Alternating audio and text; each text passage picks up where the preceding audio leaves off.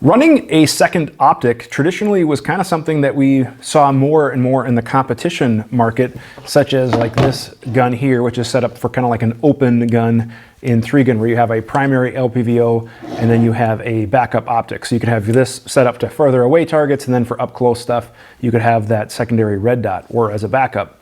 But as we've started to learn from the competition world, we've also seen some tactical shooters have a secondary red dot or some sort of sight system in addition to their magnified optic in a patrol situation, a tactical situation, whatever. Traditionally, we've seen that piggyback on top of the magnified optic, kind of like the old ACOG days where you'd have a red dot or a mini red dot on top, but that kind of made for a ridiculous sight over bore, and I think this is a better solution.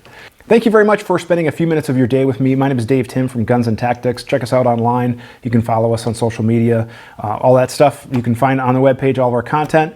And if you like it, make sure you hit that like, share, and subscribe button. But what we're going to be talking about today is the new offset optic mount from Arisaka. And I really like what I'm seeing here. And we're going to break it down. I'll show it to you in the pieces here in a second.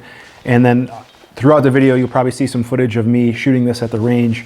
But these are really, really nice optic mounts. So in this one, I have set up with my RMR and my magnified optic and kind of more of a patrol rifle setup. Now, what I really like is, again, this setup allows me to get everything nice and compact. And as you can see, I could probably measure that by the thousandths of an inch, maybe a hundredth or whatever, but how close my backup optic is to my primary optic. So it's just a really, really nice setup. So this is great for like a patrol rifle setup, and actually how I'm gonna run this rifle is having my primary LPVO and then a backup RMR.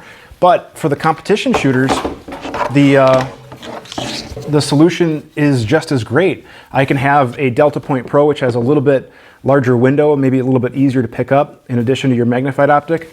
And again, I have a really, really nice interface, really, really easy to pick up. You just rotate the rifle and you're able to transition from your magnified optic right to your red dot. It's just right there. Now, as far as pricing goes, the whole kit is available for right now about $135 retail. However, you can buy additional plates alone for $30. There's 6 different plate options. So you have the Doctor, EOTech, Insight, Vortex. It's plate number 1. Number 2 is the Trijicon RMR, SRO, Holosun. Number 3 is the Seymour for people who still use those.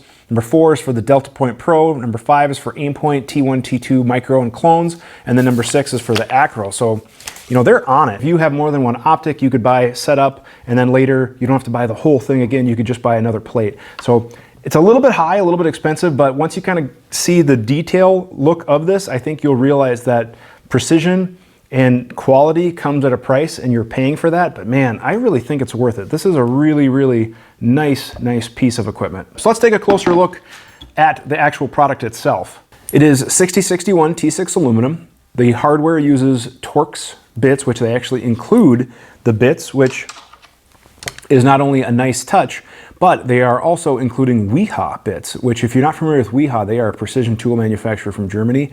These are actually really, really nice bits. So they include both a Torx 20 and a Torx 27, which is awesome. So then you just use that with the handle. And speaking of which, I'm a big fan of theqa. This is actually my handle, and it's a theqa. I've had this for years. It's a really, really good tool. Really happy to see that. The only other tools you'll need is obviously whatever tool you'd need to attach your optic screws, but we'll get into that here in a little bit. On the bottom, you can see that there's actually 2 lugs that engage with the Picatinny rail, so it's a really snug fit. The 2 recoil lugs do a great job of kind of holding everything in place, so I thought that was a nice touch rather than just relying on the screw or a single lug.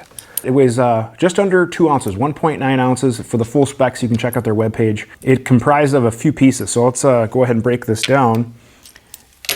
This is the clamp and base. Then you have the stem, and then that will connect to a plate. And then the whole thing is all screwed together, and you get this. So what I was impressed with because I like to take stuff apart and kind of check out how it's made and how it's, you know, machined.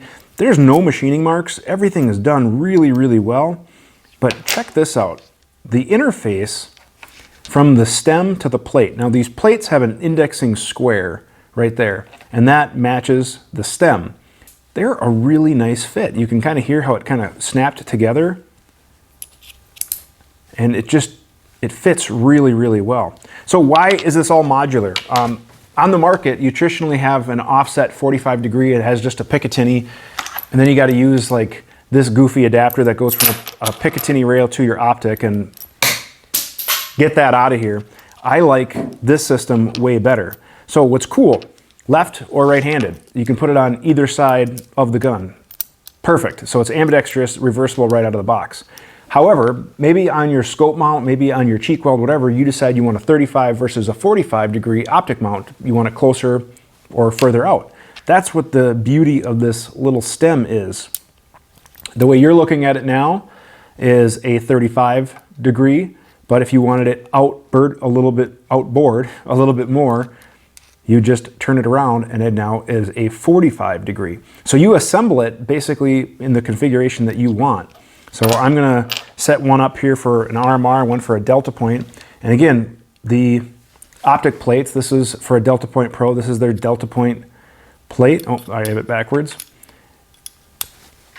In like so, and then obviously we'd be assembling all this, and that's gonna be the completed assembly.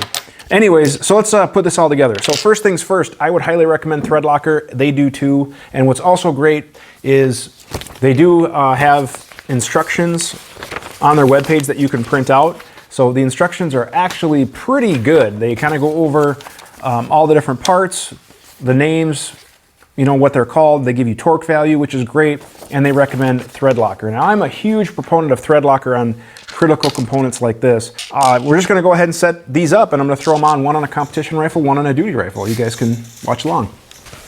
So first things first, whenever you're working with Thread Locker, you want to make sure you degrease. And I'm just going to be using denatured alcohol, and I'm simply going to put some on a rag or towel, and I'm going to degrease all of the screws to make sure they don't have any cutting oil or lubricants or anything like that, and repeat for all of the screws. And then any threaded portion, such as the threads on the stem or on the clamp, I want to make sure I degrease those as well. And you can either use a pipe cleaner with some denatured alcohol, or you can use a swab or something like that. But we really want to make sure that we are being very thorough and degreasing all of the threaded surfaces. Once the degreasing agent has evaporated, I can put a small amount of medium strength or low strength thread locking compound on each of the screws. They do have a recommended type in the instructions, which is generally like Loctite 242, 243. Now I can start to assemble the pieces, and I'm just basically going to start hand tightening the clamp to the base. Now I can take my stem, and again, make sure to know kind of whether you want your 45 or 35 degree offset. In my case, I'm going to do 45 degrees. So I'm just going to hold that in place, taking the two longer screws and attach the stem to the base.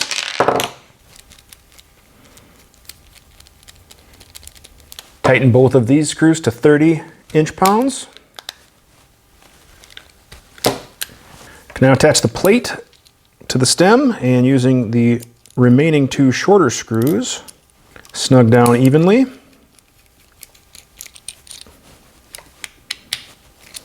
Also tighten to 30 inch-pounds. Now I can install my Optic, and make sure you follow the manufacturer of your Optic for their recommended torque value. If you don't have that, make sure you check the owner's manual or contact the manufacturer, because you don't want to damage your red dot and you don't want to strip out the screws. So make sure you take good care with that.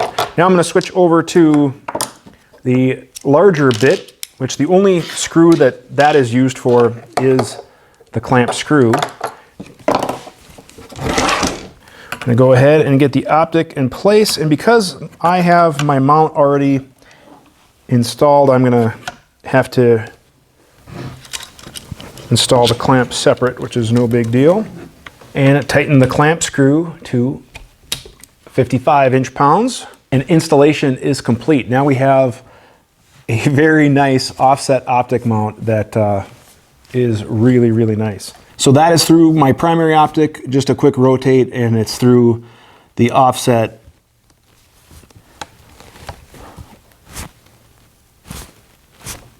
man.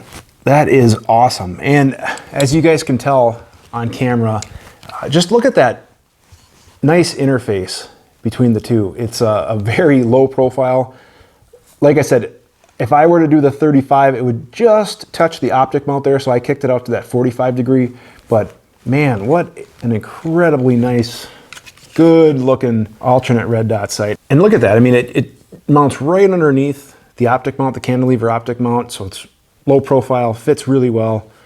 Really, really nicely done. Now that's really cool for a competition gun, but again, for like a patrol rifle like this guy, I'm gonna go ahead and do the same thing for the RMR. Now I'm not gonna bore you by repeating because installation is the exact same, except for you're obviously gonna make sure you have the appropriate plate. Taking a close look at the RMR plate, it does have 2 recoil lugs with the screws, and the screws that I found in my Glock mounting kit bag will work just fine. But what's nice, because it's a full-size plate, is it matches the O-ring well, so no sealing plate is required, so that's great, but fits very nice. So whether you're a competition shooter, setting this up for an open gun, having that second optic for up close targets, or even a patrol situation where you want a backup sight in addition to your magnified optic and you don't want to do a piggyback mount so you have that incredibly high sight over bore, I think this is a really solid option. For more information, you can check them out online and check out all their other great products. They have scout mounts, they have all sorts of really cool accessories, now offset optic mounts, some bipod adapters, things like that. You can check out their webpage, Arisaka Defense.